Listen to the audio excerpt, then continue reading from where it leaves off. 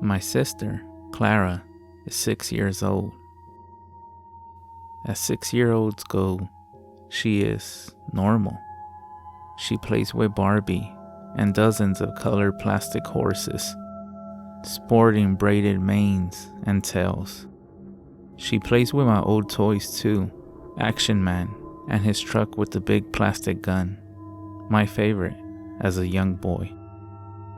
I'm now 18. The only striking thing about Clara is in 6 years of existence, she has never said a single word. Mom and Dad tried everything, bribing, begging, scolding, grounding. It's just an irrefutable fact. Clara doesn't talk to anyone. It's Clara's birthday today. Her cake had a pink pony holding a bunch of balloons on it, and now it lies in tatters. Only the ice balloons have survived. Her gifts are laying in various stages of opening. As of right now, she's asleep on Aunt Gloria's knee, sucking her thumb like a sleeping cherub. The gift Gloria gave her is the one and only thing she's played with all day, and I hate it. Looking at that thing makes me physically sick. Gloria and Clara both speak to each other, but they never use words. They never make a sound when in direct company, but they can hold entire conversations through eyebrow wiggles and gestures. It can be pretty spooky sometimes, but even her favorite auntie is locked out of the thoughts of Clara. Gloria gave Clara an old grotty necklace with a locket on it.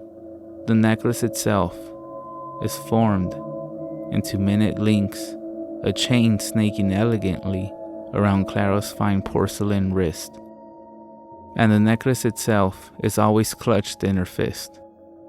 There is also a hideous black stone set into the locket that seems to suck the warmness out of the air.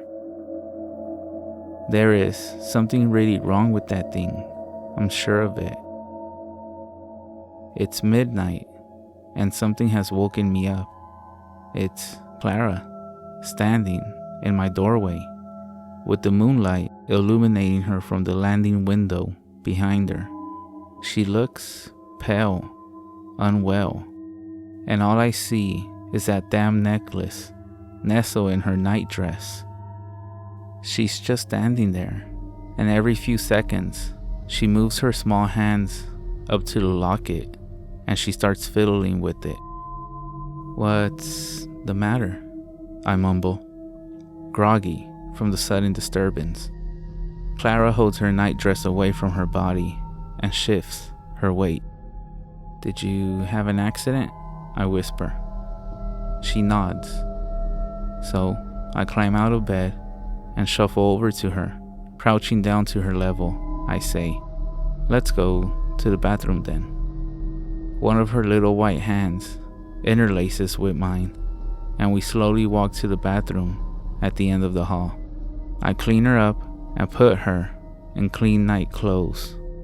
As I'm helping her get in a new set of clothes, I start moving my hand to take off the necklace that she's become obsessed with, but she renders a boiling glare, and she shakes her head. So I withdraw my hand and leave the necklace be. Thinking no more of it, I take her to my room and put her in my dry bed. It can wait till morning before I clean hers. I eventually fall asleep, sitting up with Clara huddled in my arms. Over the next 2 weeks, the bedwetting continues, and it gets worse too. Now she alternates between waking my parents and me. Nobody is sleeping, nobody can rest, and she's losing weight, refusing to eat and drink, crying and curling into a ball when we try to make her eat. We also been to the doctor several times, and no one can find an answer. They say Clara is being difficult and it will pass. But it didn't pass, and it only got worse way worse. Now, she's headbutting the wall at night. I want you to picture the scene. You're sleeping in your room, and you hear your sister or your brother in the room next to you headbutting the wall all night. But last night, I walked into her room and she was sitting facing the wall. Behind her, a circle of toys, blocks, shoes, and the somewhat disturbing sight of heads ripped off of Barbies. And on the walls, a crudely drawn picture, which is definitely the art of a child. The picture was of nothing that I recognized, so I just lifted her light body from the ground and put her back in bed.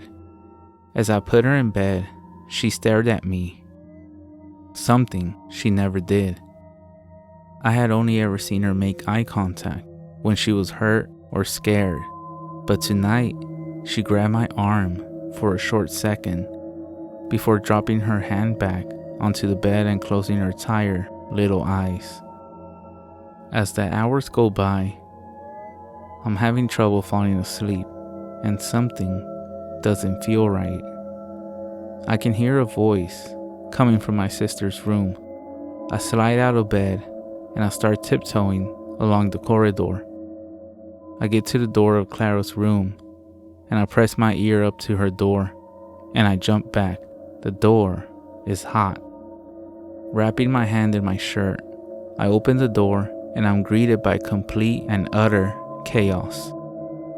In the middle of the floor sits Clara. Around her is the entire contents of her bedroom, splintered like toothpicks and thrown around. She's kneeling in the center as if in prayer, with that infernal locket in between her hands.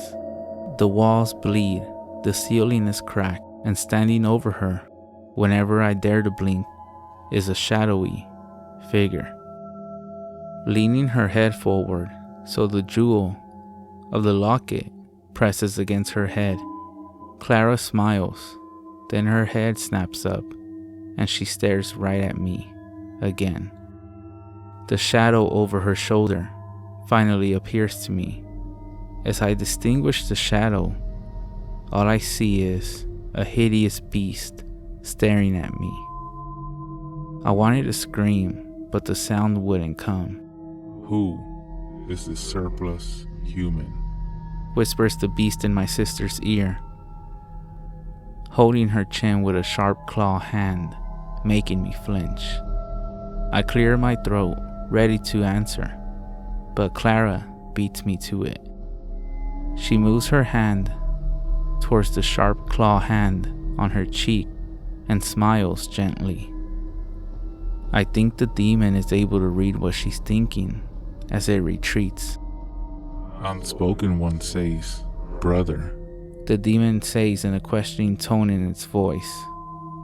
I simply nod yes, and it disappears and reappears in front of me, standing up to its full height. The thing must be 9 feet tall, with spikes along its spine and nails sharp enough to pierce steel. But I don't feel like it's a threat. I feel like I've known this monster all my life. Join the family of dark? The demon is asking me. I don't understand.